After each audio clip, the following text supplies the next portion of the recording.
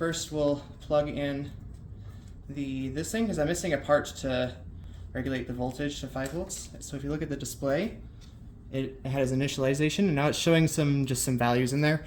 So now I'll plug in the motors.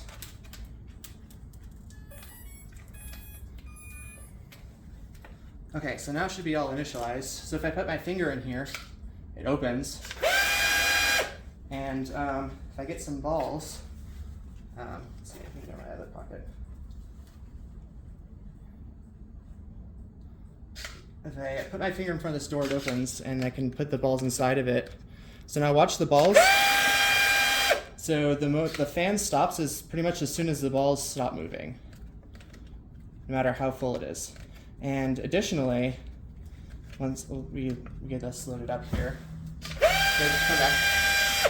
so this has been counting how many balls we're adding. So we're at 11 right now. So let's test how accurate it is. So let's add, I don't know, 4 more. 1, 2, 3, 4.